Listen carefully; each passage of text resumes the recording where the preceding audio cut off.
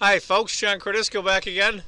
Another game from round one of the third annual Sinquefield Cup 2015. Great tournament. Also, I want to thank all my new subscribers. Thank you very much. I appreciate it. Just want to give you a shout out for that. This is between Magnus Carlsen as white, current world champion. Arguably, well, not arguably, the highest rated player ever, but arguably the best player ever, against former world champion from Bulgaria, Veselin Topalov. This is a hell of a game, folks. Hell of a game. Anyway, let's get to it. Carlsen's white, Topalov is black. It's going to be a Moscow Sicilian, so we'll just... The bishop to b5 makes it the Moscow, I believe. I'm not really a big expert on opening theory. a6. According to the computer, that's the last book move. Now, bishop to d3. That seems counterproductive, but... The top three suggestions on the computer: bishop takes, d7. Can't go bishop to e2 because the e4 pawn is in pre. So you go d3. It's not the end of the world blocking in the d pawn. You can get around it. If he had taken it, bishop takes, e5, pawn takes, knight takes, e6. That's pretty much standard stuff. b5 going after the bishop. c4 not only goes after the b5 pawn, but also makes an escape square on c2 for the bishop. g5. There we go. Now, that's a common move. I'm looking on the computer. It's not in the top three, but they're all pretty close in score. g5 was the fourth pick. And here's where Magnus takes a long time. There's a lot to consider. Computer, of course, defends perfectly, so it'll take the pawn every time. But you have to be extremely careful here. He decides to take it after a long think. Knight to e5, go after the bishop, pick up another tempo. Bishop to e2, pawn takes. Can't retake now, of course, because the knight on e5. So, knight to a3, and he thought a long time about that. I think he might have been better off going knight to c3, to be perfectly frank, because it controls this square here. Knight goes to c3. Decided to go a3 instead and go after the pawn. Rook to g8, hitting the knight. And this is what he thought for a long time again. What would you do here? f4 is a possibility. d4 even, just to break up black's center. d3, get the dark squared bishop out to guard the knight. What to do? What to do? He decided to sacrifice the piece. Knight takes, pawn up, knight b6. Now, oddly enough, at least according to the computer, black is up a piece for a pawn right now. And it's barely an advantage for white. Barely an advantage. So I think that was a good choice by Topalov. Bishop h5, here it comes. Knight takes, queen takes. A little more of an advantage for black, maybe 3/4 of a pawn. But there, look at this. I mean, you're looking at this knight's not doing anything. This bishop's undeveloped. This bishop's undeveloped. This rook might be, at least is facing towards the white king. The black queen's all boxed in. It's interesting. Rook to g7.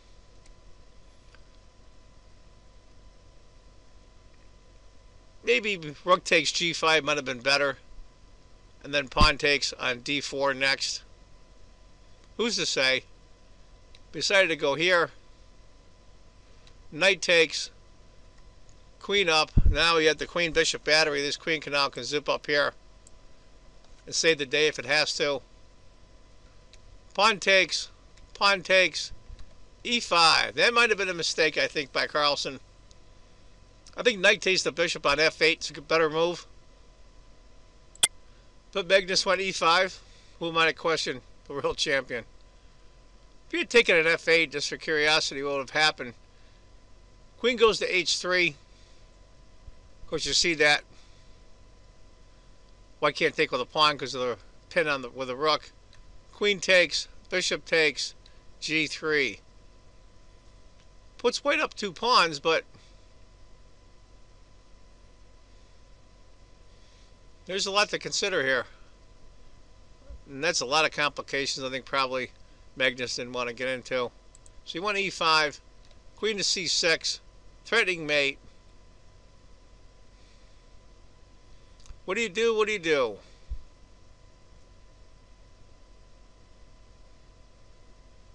This is a tough one here. It's a weird position. I wouldn't know what to do either. Magnus just decides to go f3. And I don't think that was that great of a move, to be honest with you. Queen to g6. Now it's looking better and better for black. Got to remember, it's a piece for 2 pawns. Knight to f6. Check. If pawn takes, check. There's a world of hurt coming for black. So he just moves the king out of the way. Queen takes, rook takes, knight to e4. Yeah, white's in a tough spot here. A piece for 2 pawns. But you've got some pawns here. If you consolidate your position a little bit, you can start running these pawns. Get this bishop developed, get your rooks connected. You might be okay. You might be able to survive it. Bishop b7.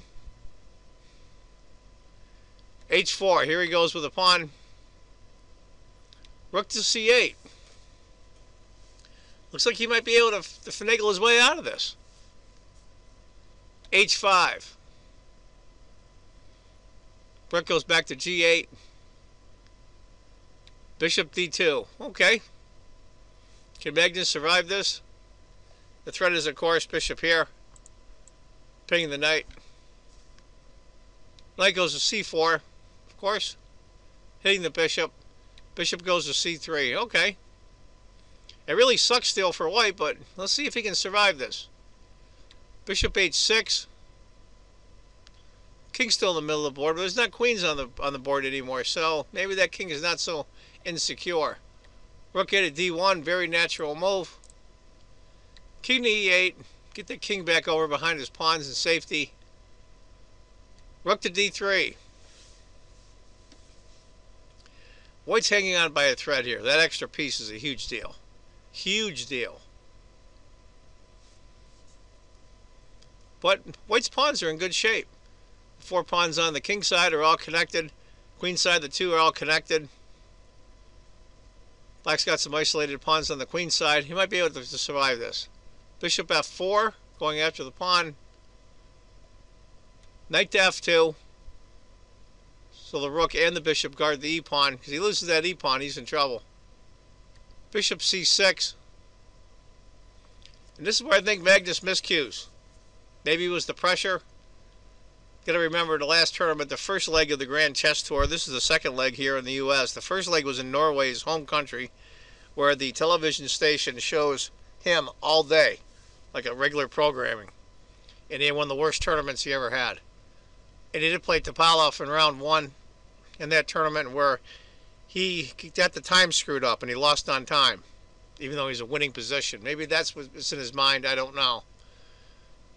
But it's kind of a natural move. I think it is. G4 is probably a pretty good move. B3, chase away the knight. But he decided to go knight to h3. And immediately, at least by the computer, black is sitting in the driver's seat. It's almost a 3-point advantage. He just moves the bishop here. Making the rook move. Bishop b5. Now he's starting to turn the screws. That extra piece is really, really starting to count now. The threat is, of course, the discovery against the rook. He's got to move the rook. Bishop c6. And again, I think this is where Magnus miscues. The pressure might have get to him. They were getting low on time. We're on move 31. Decides to go knight to f2. Probably not a very good move. Rook to d3 I think was best. b3. He's just digging himself a hole now. But it looks like a natural move, really. Bishop takes. Beautiful. Beautiful, beautiful. Looks like he's giving up a piece, but he can't take it. Knight goes here. Bishop takes. Pawn takes. King f8. And it's just misery from now on. King to f2. Magnus isn't used to this. And it's not arrogance on his part. He's not used to losing like this. And this is horrible. Rook to h8. Knight to e5. Knight takes. Rook takes. Bishop e8. Just get the bishop right out of the way. g4. He's going to try to push his past pawns, but it's really not much use. f6. Rook. Bishop comes up. That's a really good spot for that bishop. Doubles up his rooks to go after that. And rook to c7. And that's where Magnus says that's enough. I've had enough. It's move 40. So they're both going to get their time on the next move. So, Magnus, current world champion. Not playing very well. Round 1 of the 3rd annual Sinquefield Cup 2015. I hope you enjoyed it. There's going to be a small interview for each player, Topalov and Carlsen, at the end. Not much analysis, but more of a critique on the game and how they're feeling and what they were thinking. You know, Magnus could have played on, to be honest with you. But I think they might have been a little insulting. I just think he wanted the misery to be over. So anyway, folks, that's the video from round 1. And as I always say, if you think chess is just a game, you're not playing it right. Take care, folks. Bye-bye. World's #1 player, Magnus Carlsen, after a difficult loss. Magnus, this game was chaotic, it was crazy, but at some point it seemed like you were okay, and then you did a couple of things and your game went sour. What happened? Well, first of all, I made a kind of strange decision already in the opening, because I think, well, first of all, g5 is a very interesting move. I couldn't find a clear way for white to play after that, and then I couldn't decide whether to go for the normal option or to sacrifice the piece, which I did, but I suspected that it might not be good, but I thought I wouldn't be much worse in the worst case, but still I should have just gone for the more normal option, playing knight c3 and then d4 with at least a normal game, but then... Why did you go for the piece sacrifice? Well, I wasn't completely sure if he analyzed everything, if he remembered it, and so I was also taking my opponent's style into question a bit, because it seemed that he wouldn't be comfortable defending these kind of positions, but I think he navigated it okay, and then at some point I needed to do something. Well, at some point I just needed to play more solidly to accept that I was not better by any means, and that I think I could still be perfectly fine. But then I just missed a couple of his moves, and I think even in the end game I could have had chances to resist if I'd played better, but I just made a couple of stupid blunders, and he took it home quite easily. Is it a question of form when this happens to you? I mean, you've been extremely consistent over the last several years. Norway, you didn't play well, and now the first round here. Is something just when it doesn't come out the fingertips the right way? What's happening? Yeah, it's just it's a bit of the same. I at some point I just make a move and I realize immediately afterwards that it's a blunder. Like today, when I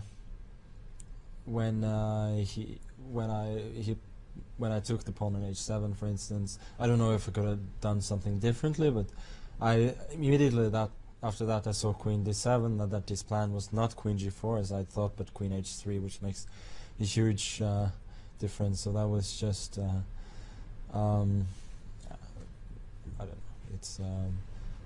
It's not very good. Yeah, it's not a good feeling to play. To not play well, and it was also a problem of not playing practically today, because I knew after I played this move knight a3, which I spent quite a lot of time on, I already knew that I was going to sacrifice a piece no matter. I mean, I knew that there was really, at least in my mind, no way back, so I should have played it more quickly to have more time at critical junctures later. Is there a chance that maybe you remembered what happened in Norway in round 1, and now you face the same opponent, and for you it was like go after him as opposed to play more solidly and just play the game? Well, I was trying to play a solid line today, but then he played g5, and that sort of turned the game around a bit. So I felt that after g5, yeah, then I could still have played a more normal continuation, which I should have done. But I mean, at least I wasn't outplayed in Norway, and today I just lost fair and square. I wasn't good enough, and he just navigated the complications a lot better than I did. Well, thanks so much for your candid response, and we wish you the best of luck and the best of form in the rest of the games. Yeah, thank you. Magnus Carlsen, world champion after a tough loss. With Grandmaster Vasilij Topalov making his Bulgarian fans and his fans all around the world proud. First of all, congratulations on your victory today. Thank you. So, you know, it's not easy to beat Magnus Carlsen 2 games in a row. It's not easy to beat him 2 blacks in a row. You are the leader of the Grand Chess Tour. How did you feel about your play today? Today, I think it was okay. I mean, regarding the first win I had, well, I shouldn't really count it. But, you know, for the beginning, it's very good. I mean, I'm surprised because I have some small problems with my throat and don't really feel great. But, well, you know, it happens. I think I played a decent game. Maybe not always the best moves, but it was okay. And we had this idea at the beginning, we're pushing the pawn. But of course I couldn't remember anything. And then over the board, after 2 moves, I think I was okay. And finally, you know, suddenly Magnus, he sacrificed a piece, which was a surprise for me because maybe he didn't like his position. Were you shocked when you saw the sacrifice happen on the board? Yeah, because well, it's move 10. It's around move 10, and somehow it's not what White's supposed to do. You know, on move 10, like fighting for advantage. But okay, he was pieced down and already fighting for equality, maybe. But it was very sharp, still. Were you surprised? It looked like maybe he might have some chances, and then he played this move e5, allowed this great maneuver, queen c6, queen g6, and suddenly you were just, it just looked like you were in control of the game. Yeah, I believe black was always okay, but I was not completely clear if my advantage was so big, you know. So, and then in his time trouble, he allowed me to do everything, more or less. Again, he could have defended better. Now, we saw a lot of time trouble in this round. It looks like everybody was in time pressure, virtually, except the Iranian game. And also, we saw victories everywhere. 5 wins, 2 with black. What's accounting for this kind of fighting chess, in your opinion? Well, okay, it's just the first round also, but, you know, even for me as a professional, I like to watch this kind of games. I mean, I've seen amazing games, and still I like to see this kind of chess. So you think that it's the organizers, or making sure that draws, or is it the players? Okay. Is it the conditions? What's contributing to it? I guess everybody wants to show his best and not to play safely, and sometimes it happens. It doesn't mean it will be like this for the rest of the rounds, but it's a very good start. Someone asked me this question, as a matter of fact. Are you seeing a shift in the attitude of chess players at the top, trying to win the way Kasparov would try to win his tournaments, just dominate? There seems like there's been a shift in style for some reason that I'm not sure about myself, that the players are playing for victories more and more in tournaments, like no easy draws usually at all. Well, I would say it was my attitude, and I believe Magnus's as well, is that we just don't think about draw, just make a move. And that's several of the players here, they have this. I think Hikaru is always like this. But in general, it is true the last 10 years, more or less, since the Silvio invented the Sofia rules. Even if it's not in the rules, players, I believe they understand they have to fight. Well, we appreciate, as I said, Kasparov, yourself as one of the leading fighters, and all the other players playing this kind of chess. And congratulations on winning your game today, and best of luck in the rest of your games. Thank you. Vasilij Topalov in first place, well, not so fast, not clear first, but certainly a great way to start his time here.